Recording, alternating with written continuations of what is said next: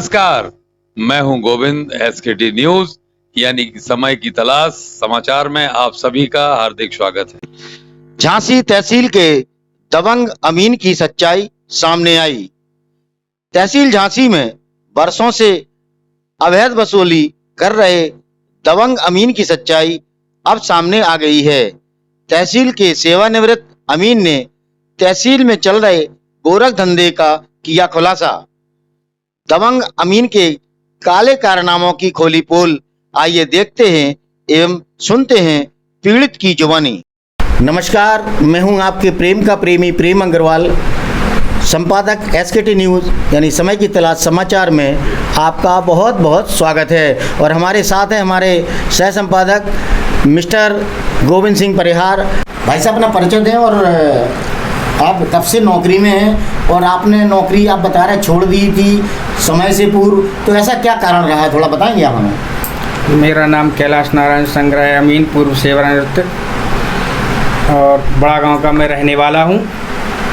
और 24 नवंबर 1992 को हमारी नियुक्ति हुई थी और चतुर्थ श्रेणी में बताया। चतुर्थ श्रेणी में। उसके बाद हमारा प्रमोशन हुआ, अमीन हुए, तहसील झांसी से ट्रांसफ़र हुआ प्रमोशन में, तो हम गरौठा गए। गरौठा से ट्रांसफ़र होकर फिर झांसी आए। झांसी में हम जब से आए तो मुझे 2 साल तो अच्छी तरह से कटी, लेकिन जब अरविंद शर्मा अमीन के संपर्क में आए तो उन्होंने मुझे बहुत टॉर्चर किया झांसी में। अच्छा। इतना टॉर्चर किया कि मैं तो आत्महत्या करने वाला था। जाति सूचक शब्दों से कहते थे कि धोबी है, बगल में आके बैठ गया कुर्सी पे, ऐसा बोलते थे? हाँ, ऐसा बोलते थे। ये बहुत ही दुर्भाग्यपूर्ण है। हाँ। और एक बार तो हमारा एक्सीडेंट भी हो गया था ऐसी के चिंतन में। चिंता करते रहते थे कि आखिर क्या होगा, जी इधर बेइज्जती करते हैं, नौकरी भी करना है, क्या करें। तो इसी में हमारा एक्सीडेंट हो गया था। इसके बाद फिर कुछ लोगों ने मुझे समझाया कि भाई आत्महत्या करना कोई समाधान नहीं है, अब आप जो है रिटायरमेंट ले लो। तो फिर हमने BRS लिया। मतलब आप ये कहना चाह रहे हैं आपने समय से पूर्व इस भौकाली अमीन के से परेशान होकर के, केवल अरविंद शर्मा अमीन के परेशान करने की वजह से हमने जो है सेवानिवृत्ति ली है, BRS लिया है। ये हमको बहुत टॉर्चर करते थे। एक बार आप कह रहे थे कि कुछ आपके साथ मारापीटी भी हुई थी। हाँ, वो राजाराम संग्रह अमीन है, उसने एक बार हमसे पैसा लिया, गरौठा तहसील में लिया था पैसा। और जब वो ट्रांसफ़र होकर झांसी आया तो हमने उससे पैसे मांगे, तो पैसे मांगने पर वो गाली गलौज की और मुझे नीचे पकड़ के लेके गए, वहाँ एपेक्स मारा। और ये सारे अमीन छत से देख रहे थे, बाबू लोग, किसी ने आगे बचाने की कोशिश नहीं की। अरविंद शर्मा भी थे, अरविंद शर्मा के इशारों पर ही इसने मुझे मारा था। कि उस समय तहसीलदार राकेश कुमार जी थे जी। तो उनको हमने प्रार्थना पत्र दिया। प्रार्थना पत्र देने के बाद उनका ट्रांसफ़र हो गया हाल तुरंत। किसके आप बता रहे हैं ट्रांसफ़र कैसे हुआ फिर उनका? ट्रांसफ़र इन्होंने ADM साहब से फ़ोन पे बात की कि यहाँ अमीन के साथ ऐसी लड़ाई हो गई है, तो उन्होंने मुझे कहा कि आप जो है अब यहाँ रहिए नहीं। तो ट्रांसफ़र उनका भी कर दिया यहाँ से। तो वो हमारा प्रार्थना पत्र साथ लेके यहाँ से चले गए। कौन? राकेश कुमार तहसीलदार। अच्छा। और कोई कार्रवाई नहीं की। सारे अमीन बाबू सब लोग अधिकारी इसके दबाव में रहते थे, अरविंद शर्मा अमीन के। अभी भी रहते हैं। हमारी ACP है, आज भी ACP नहीं लगी, जबकि हम तहसील दिवस में प्रार्थना पत्र दे चुके। DM को दिया हमने, ADM को दिया, SDM को दिया, सारे अधिकारियों के हमने प्रार्थना पत्र दिए, लेकिन आज तक हमारी ACP नहीं लगी तीसरी। और हमको 4th क्लास के वेतनमान पर रिटायरमेंट किया गया। आप कहना ये चाह रहे हैं कि मतलब विभाग भी आपका कोई सहयोग नहीं कर रहा? कोई सहयोग नहीं। अच्छा, ऐसा क्या कारण है कि जिनका नाम आप बता रहे हैं अमीन, जिनके वजह से आपको BRS लेना पड़ा, ऐसा क्या है उनके अंदर, या क्या है क्या? अरे ये बहुत बागपट अमीन है। अधिकारियों को इतना बागपटता से, चतुरता से अपने प्रेशर में लेता है कि जो, और नेताओं का भी इसको जो है समर्थन प्राप्त है। नहीं, नेताओं से क्या मतलब है कमीने का? अरे नेताओं का बर्दाश्त है इनको। अच्छा। हाँ, तो उनके दबाव में लेता है अधिकारियों को। रिश्तेदार हैं क्या? उच्च जाति के हैं सब, तो उससे उनका फेवर करते हैं वो। तो हमको जो है इसी मारे हमको सेवानिवृत्ति भी लेना पड़ी मजबूरी में। आपने एक बात कही थी जातीय सूचक शब्दों से, ऐसा क्यों करते हैं? वो तो हर किसी के लिए करते हैं। अमीन है इस तहसील में, कोई बोलता ही नहीं है, दबाव में बोलता ही नहीं है, आवाज़ नहीं उठाता, आवाज़ उठाने की हिम्मत नहीं है किसी में। अच्छा, चूंकि आपका रिटायरमेंट हो गया तो आप हिम्मत कर पा रहे हैं ये बात बोलने की? आज हम जब स्वतंत्र हैं तब हमें बोलने की इतनी हिम्मत आई, नहीं तो तहसील में तो हम बैठ भी नहीं पाते थे इन लोगों के सामने।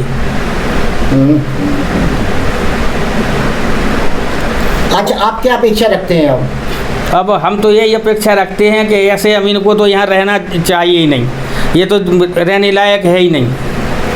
लेकिन पता चला है कि उसका शीघ्र ही सेवानिवृत्ति होने वाली, तो हाँ, 3 महीने करीब उसकी सेवानिवृत्ति करेगा। हाँ। तो इस समय अब तो वो लूटने में लगा है। नोटूज आते हैं तो हर क्षेत्र के नोटूज वो लगाता है, जब तक जे नहीं पहुंचेगा जे दलाली करता है वहाँ पे। हर अधिकारियों को दलाली करके अधिकारियों को भी देता है, खुद खाता है। अच्छा। हाँ। अच्छा, वर्तमान में जो तहसीलदार आए हैं, क्या आप उनसे मिले हो? नहीं। आप उनसे मिलिए, बहुत अच्छे व्यक्ति हैं जैसा कि मुझे जानकारी हुई है। आप उनसे मिलिए, हो सकता है कि आपका वो समाधान कर सकें। अरे भाई, हमें तो उसका डर लगता है, तहसील में मुझे जाने से डर लगता है।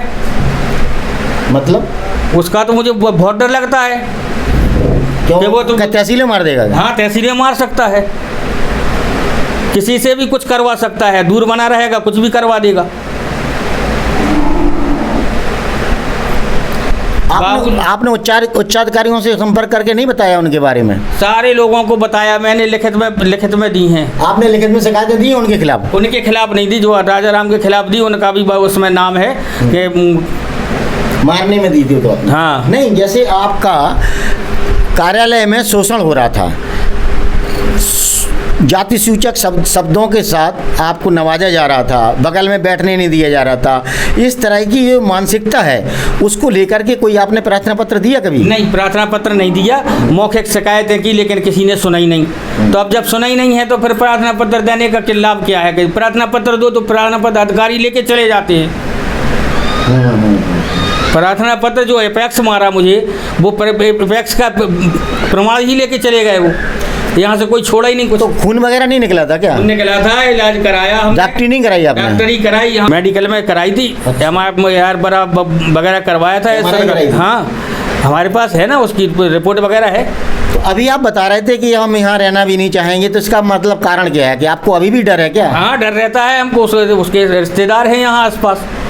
अच्छा। हाँ, तो आपके रिश्तेदार नहीं है क्या? हमारा कौन है इधर, हम तो अकेले हैं। अच्छा।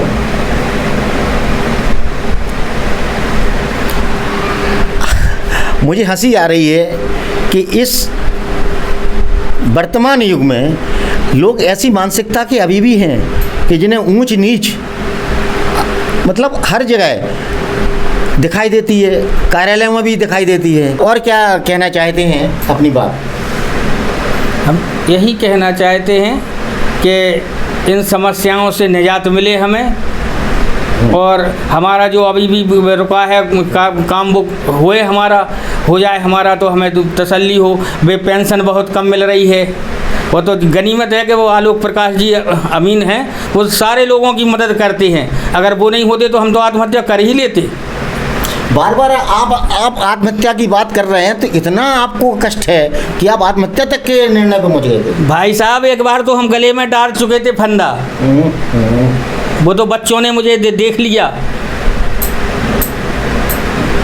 ये दर्द आपने पहले क्यों नहीं बताया जी? तो बहुत मतलब बड़ा अचरज लग रहा है मुझे। हम अकेले हैं, कोई सुनने वाला नहीं था तहसील में, एक समाज के भी हम अकेले हैं, हमारा कोई सुनने ही वाला नहीं था। आज भी दरखास्तें देते, वो दरखास्तें अपने खुद के काम के लाने, वो काम नहीं होने देते।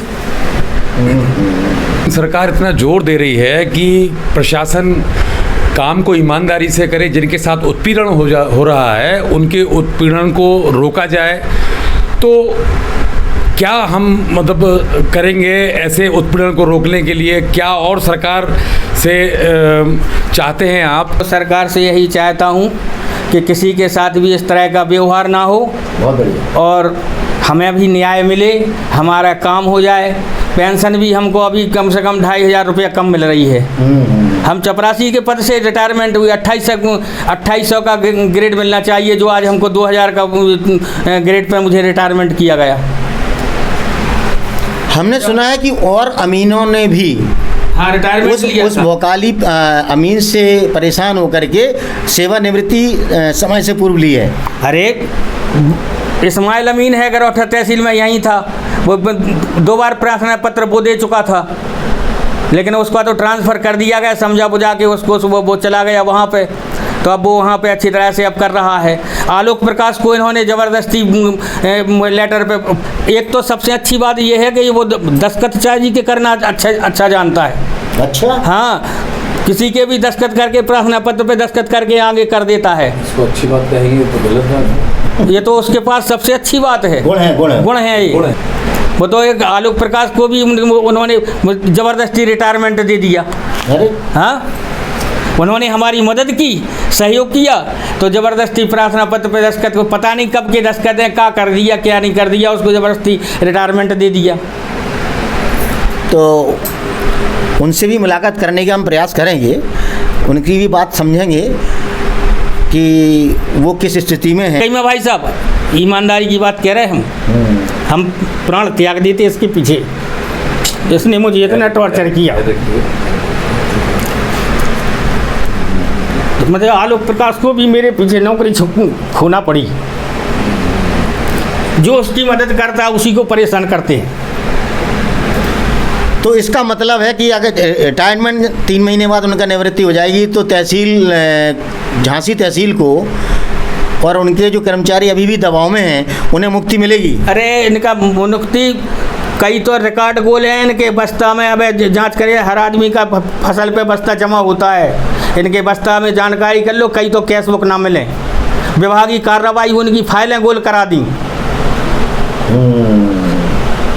सब कुछ किया उसने, जो कुछ कर सकता था वो सब कुछ किया। इसकी विभागीय राजस्व परिषद से उसकी कार्रवाई हुई, विभागीय कार्रवाई। इसने वो भी दबवा दी, सब फाइलें गोल करा दी। नहीं तो ऐसा क्या भौकाल, ऐसा कैसे, मतलब ऐसा क्या है उनके साथ में? वो उसका ये है कि बड़े बड़े नेताओं का ब्रदर्स है उसके ऊपर। स्थानीय नेताओं की बात कर रहे हैं आप? स्थानीय नेताओं का। अच्छा। जो स्थानीय नेता हैं तो वे बड़े ही, हमारे लाने तो बड़े ही हैं, छोटे हैं का हमारे लाने। हमारे लाने तो जमीन अमीन जो भौकाल बनो फिर रहो, तो बे लोगन की तो उनसे कुछ संपर्क कर रहा हूँ। ये आरसी जमा कर दें, रिसीव नहीं दई और दबाव बनवा रहे। ये हैं प्रमाण, देख लो आप, हम कब वैसे थोड़ी कह रहे।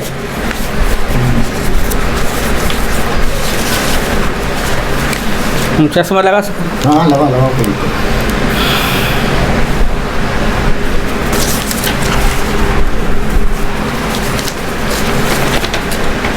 देखो ये है, ये राजा राम वाली है दरखास्त, ये हमने दी थी, जो दोबारा की हैं ये दरखास्त है, जबकि नहीं है, जबकि तो राकेश कुमार लेके चले गए। देखो। जी हाँ, आप कुछ बता रहे थे अभी। अरे मैं ये बता रहा था कि कुछ बहुत बड़े बड़े बकायादार हैं, प्रभावशाली भी हैं, उनकी आरसियाँ जो नोडूज लेके नोडूज लगा आते हैं उनके, तो पैसा लेकर, जो खुद पैसा लेकर वो जो है नोडूज लगवा देता है और फिर इसके बाद हमारे ऊपर टॉर्चर करवाता है। अच्छा। हाँ, नोडू कई ठेकेदारों की, अब बड़े बड़े ठेकेदार हैं, उनकी बड़ी बड़ी आरसियाँ हैं, करोड़ों में, करोड़ों की आरसियाँ हैं, उनमें जो पैसे लेकर वो नोडूज लगवा देता है, खुद कमाई करता है, अधिकारियों को देता है। वर्तमान में क्या स्थिति है? और वर्तमान में जितने भी नोडू जाओ तो सब इसी के पास सवेरे 8 बजे पहुंच जाते तहसील में। 8 बजे से पहुंच जाता तहसील में, क्योंकि कुछ अधिकारी पहले से जाते हैं तो बैठते हैं, अपने संपर्क करते हैं, और वो जो आने जाने वाले हैं जो नोटिस वाले सब पे नज़र रखता है, और जो है नोटिस लेते हो उनको एक कोने में ले जाके उनको सेट करके उनके नोटिस लगवा देता है और पैसे दलाली करता है। दिन भर सवेरे से शाम तक यही काम है, वसूली। अधिकारी लगे रहे सवेरे, तो अधिकारी की जब वसूली की रेलम पेल पर तो नायब तहसीलदार और सबकी गाड़ी तैयार रहते लेके लाने, और लोग निकलाने चाहे जाए चाहे ना जाए, लेकिन निकलाने तैयार रहते वसूली के लिए, दबाव बनाने के लिए। अभी आपने एक बात कही है कि कुछ ऐसे ठेकेदार प्रभावशाली हैं जिनकी आरसी है और उनका नोटिस कैसे बन जाता है? फिर नोटिस बन जाते हैं। गजब, ये तो खेल बरसों से चल रहा होगा। फिर बरसों से चल रहा है, अभी से नहीं है। नोटिस लगवा देते हैं, पैसा ले लेते हैं और पता भी नहीं लगता। जब क्षेत्रीय अमीन को पता लगता तो वो क्या करे, फिर कार्रवाई होती है अपने क्षेत्रीय अमीन के ऊपर। जांच करने वाला कोई है नहीं, प्रार्थना पत्र गोल हो जाते, सब कुछ हो जाता।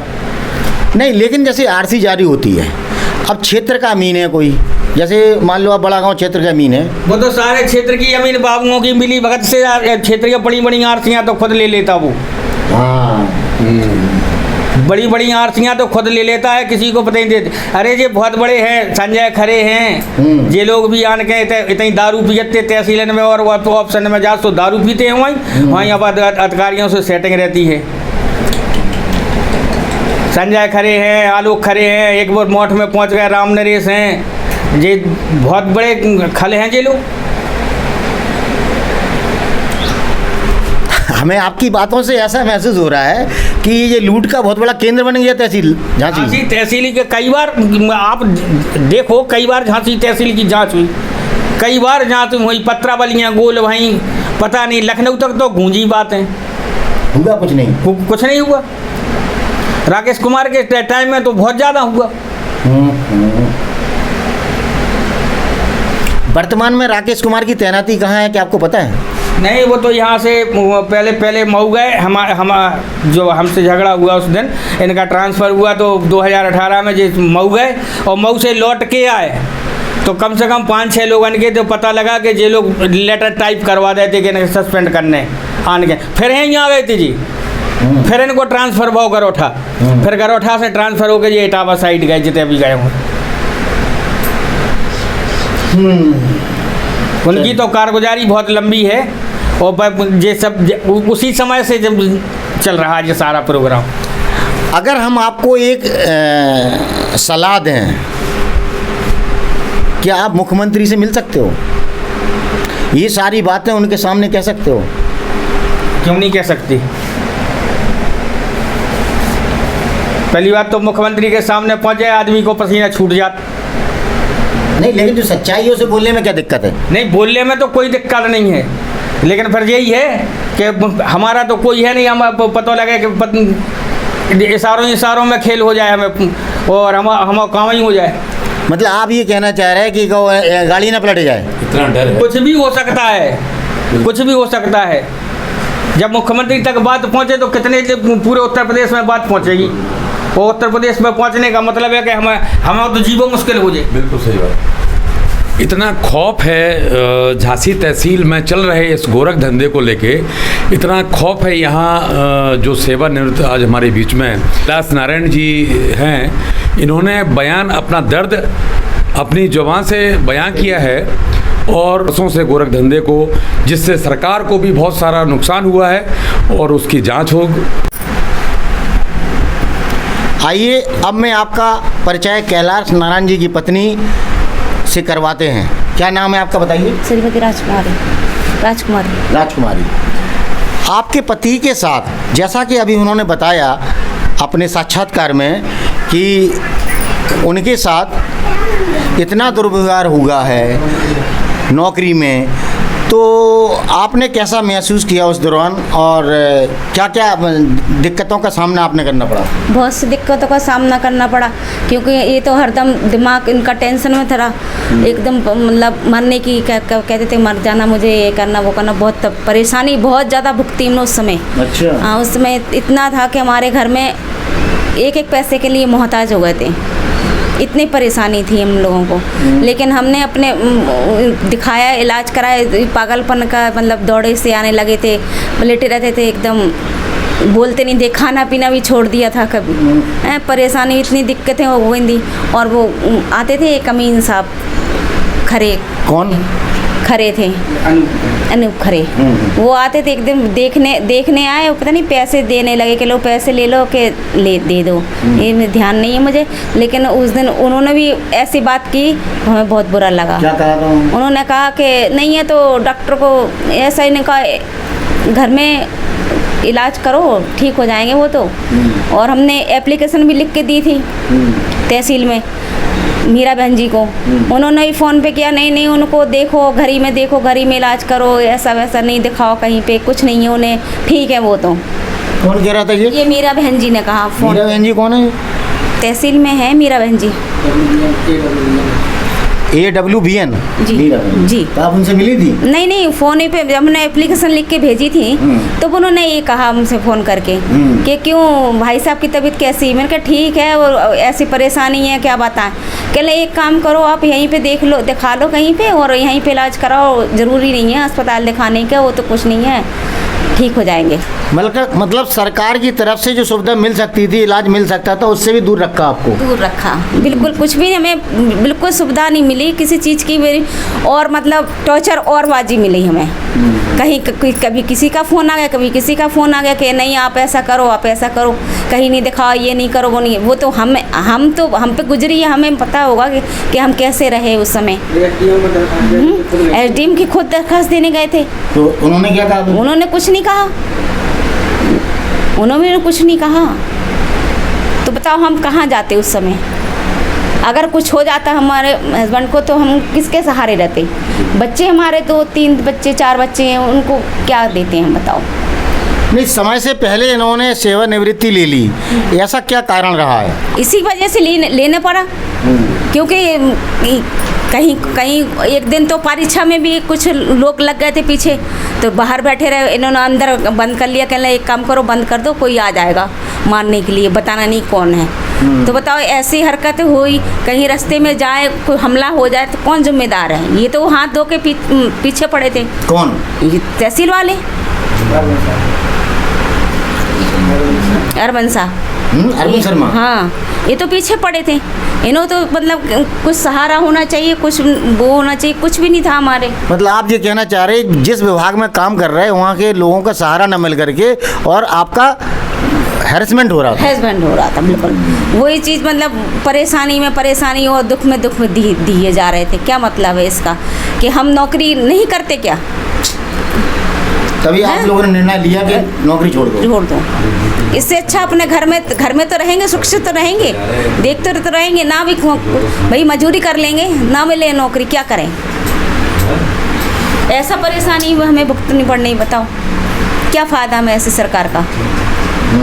क्या चाहती हैं आप सरकार से?